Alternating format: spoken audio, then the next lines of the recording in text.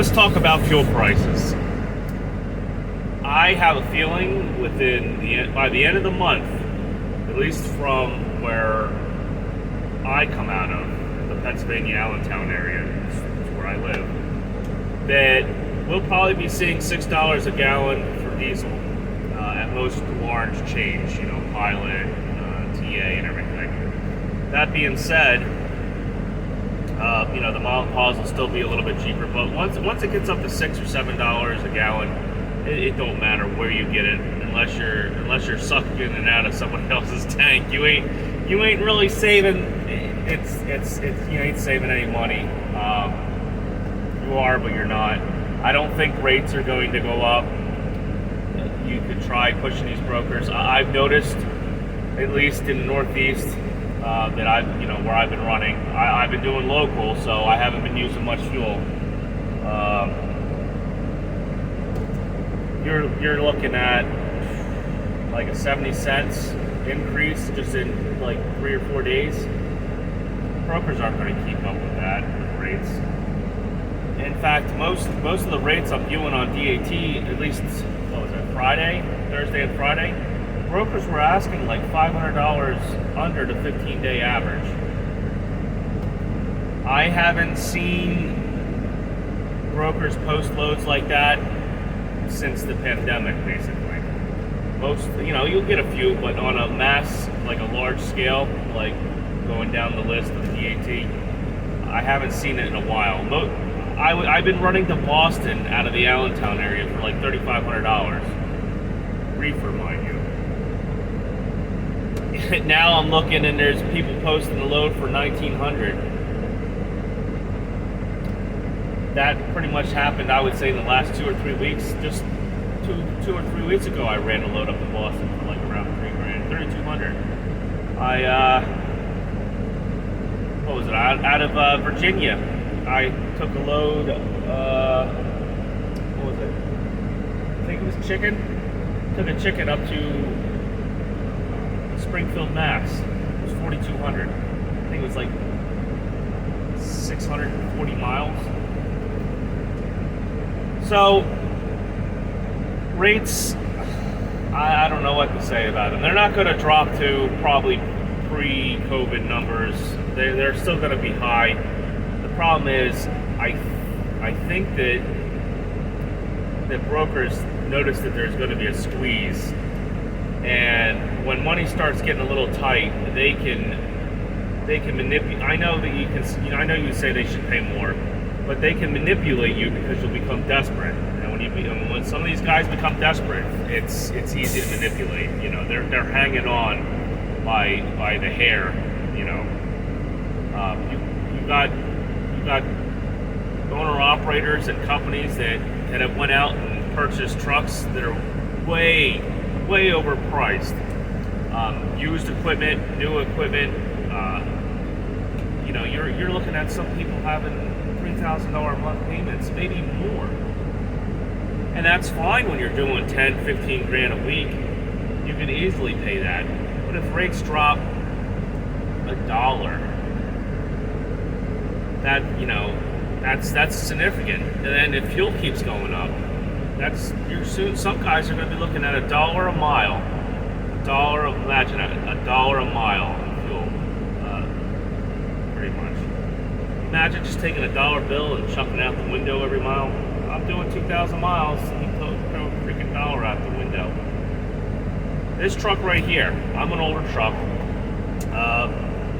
It's a mid-roof, and I'm pulling a reefer. So if I'm on nice level ground, I can probably squeeze 6.5, maybe 7 miles a gallon out of this thing. Maybe.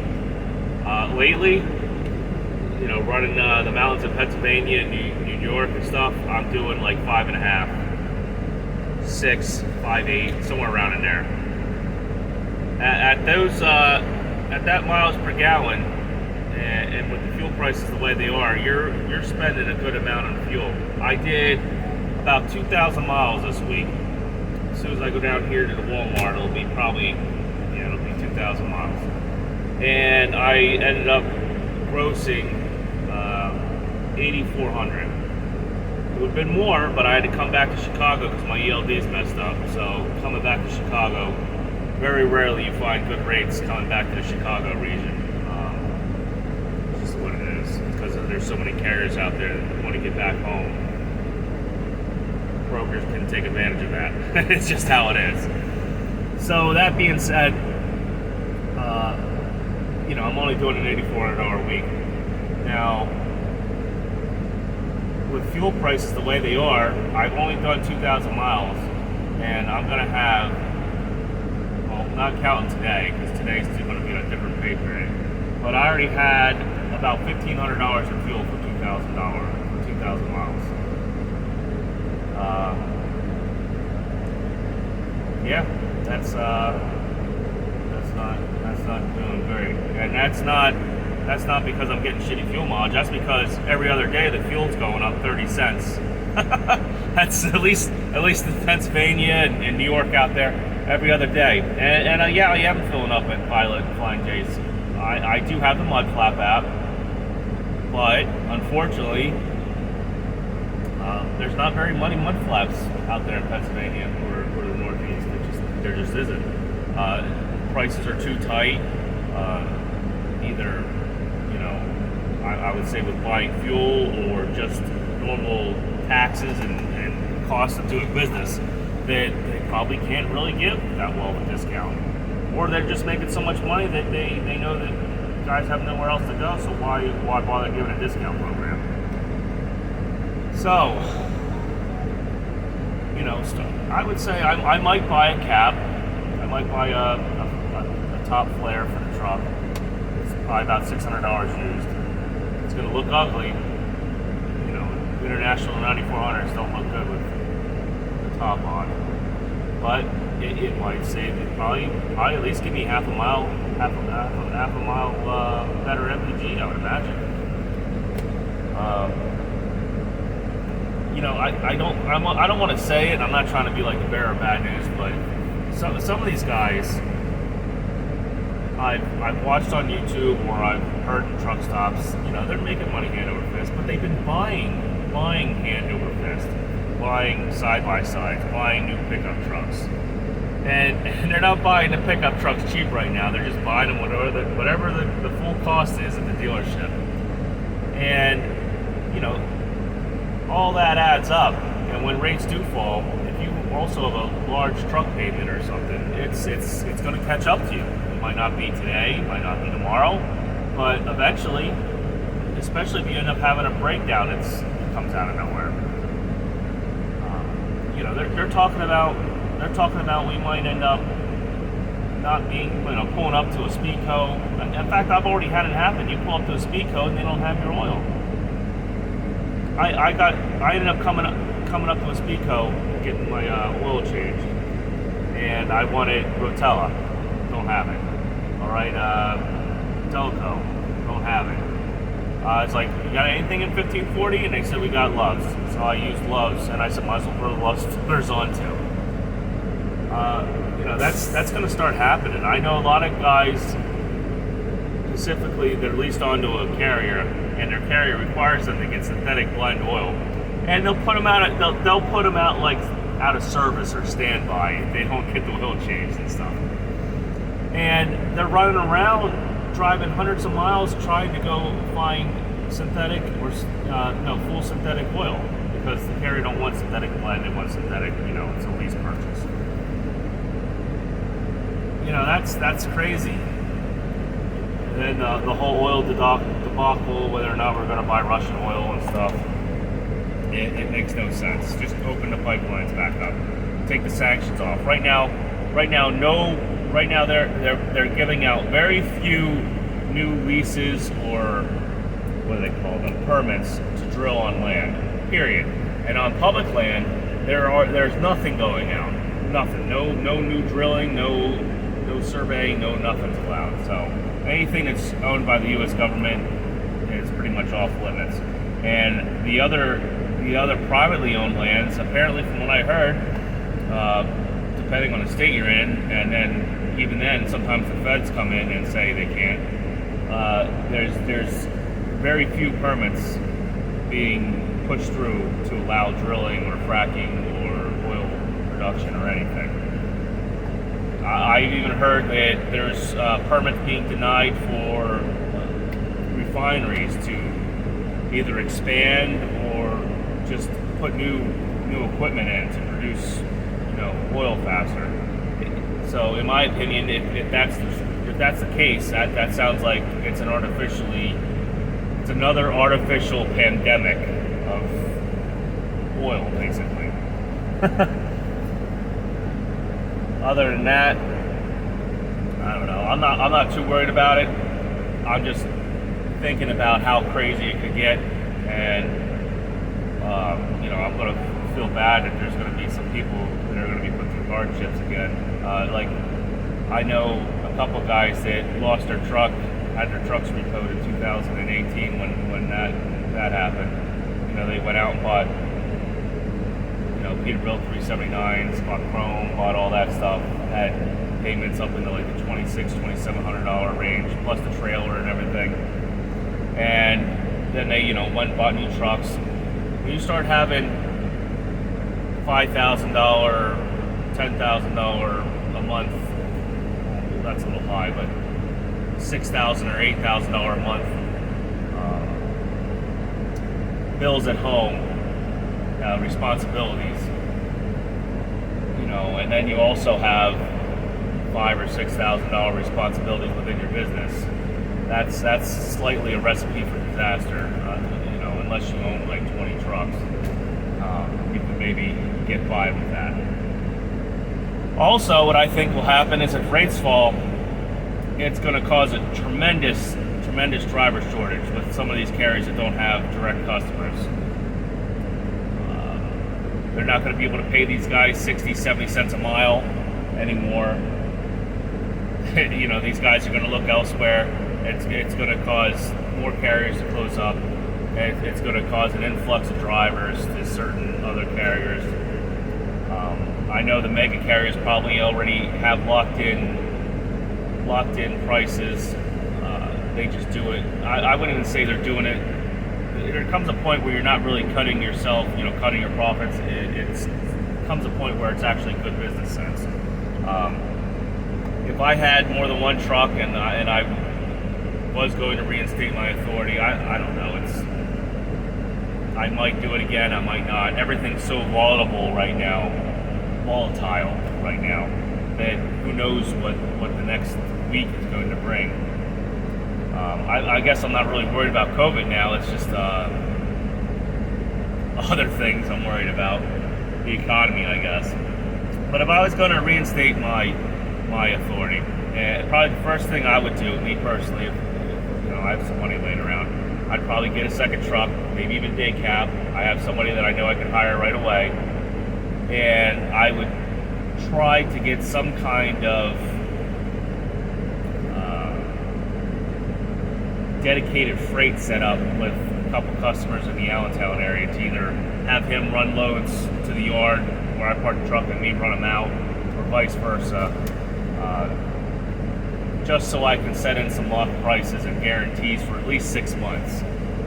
Anything. It might not be paying the highest, but it's going to be there. And that's what happened in 2018 when the market dropped out. There was people paying dedicated routes. They were paying $2.50 a mile, $3 a mile. But spot market dropped out. Spot market rates went down to like $2 a mile, $1.80, $1.50, 90 cents. And like I said, I'm seeing rates that were posted for Allentown, New Jersey, out to California. Yeah, $5,000 normal year going back was a good amount. This year and previous years is not a good amount going back to California for $5,000 or $4,000 or $3,000. I've seen that also starting to get posted. A couple months ago, I wasn't seeing those numbers. Going back to California, it was the lowest you were looking at were $6,500, $7,000. The average was probably $10,000. I don't see them anymore. I was coming out of Chicago a couple months ago for $5,000 going back into New Jersey and New England. You don't see that either anymore. So obviously, I'm not going to say that rates are plummeting. They're still great. They're not going to be great though if diesel fuel goes up to $4 or $5. I mean, it's Flatbush goes up $4 or $5 more dollars, or hits $7 or $8 a gallon. It's not going to be that easy. And you got to think, everyone's going to say brokers and stuff. Customers control what brokers can pay you too. Also, if I'm a customer and I have to heat a 100,000 square foot warehouse, and now my diesel oil prices to heat that warehouse, or my natural gas prices, well, I can't. I'll just keep it. I'll just keep it in oil. And my oil went from $3 a gallon to $10 a gallon to heat a 100,000 square foot warehouse. Guess where I'm going to find ways to cut, still make my profit and cut costs. When you look at most budgets on most corporations, that up there at the top is transportation costs. They don't view that as like a necessity. They view that as something like a necessary evil. Transportation costs are the first cost to get cut. Period. They don't care. You're not their customer. They have no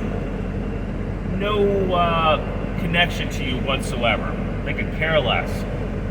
They'll just farm it out to somebody else and keep going. Eventually though, with how bad it's getting, they might use up their pool of carriers they could use. But usually, if they start paying decent or whatever, somebody will jump on it. Somebody is always out there to cut the throat of another carrier. So that being said, this is more of a game of chess. Trucking is a game of chess than it is a game of checkers, I guess you could say. When you move your pawns, you take out the other pawns quick. You make your money fast, and then you start once you make your money fast and your moves fast, you got to start strategizing on how to keep a decent income coming in. Can you get dedicated shippers with only one truck? Yes. Is it very difficult? Yes. Do you have to spend time at it? Do you have to be professional? Do you have to be dedicated? Yes. And now that the pandemic's kind of over, it's probably a little bit easier. Before you couldn't even enter the property of most of these places, and you probably still can. But I'm not telling you to go to Kraft Foods. You're not going to do Kraft Foods. You're not going to do Dollar General. Surprisingly, you might be able to get into Tyson and Purdue. I've some small lineages you might be able to. U.S. Cold Storage. I've actually talked to reps at U.S. Foods. You can, if you get numbers and names that are very professional, you can actually at least talk to somebody that might be able to offer you a dedicated, or at least a reoccurring load. That being said, don't start calling up all those people and pounding the hell out of them, because they get it all day long anyway. It's really, I would say, sometimes it's luck, sometimes it's just the way you present yourself on the phone or face to face. You're not gonna walk into Lineage and let's say you do talk to somebody and they say, oh yeah, he's here, the manager, maybe you talk to him, we do have some lanes. You're not gonna walk in there with shorts and flip-flops on, beard all raveled up, dirty hoodie and stuff. You're not gonna walk in there and be like, yeah, I'd like to take your loads and we can do this every weekend. I don't know though. There's some days I need off. And no, it's not going to work like that. You're going to come in, at least, I'm not saying dressed up in a tuxedo, but decent button-down shirt, set of nice shoes on, boots preferably, not dress shoes, just something that look like a blue-collar worker, and just talk to them. Be canty. Don't lie to them and tell them you have 10 trucks when you don't. I think we're going to have to move in that direction here. I'm not saying the whole thing's going to collapse. To be honest, I feel the economy will collapse before the freight market collapses. But what I'm saying is start putting money away.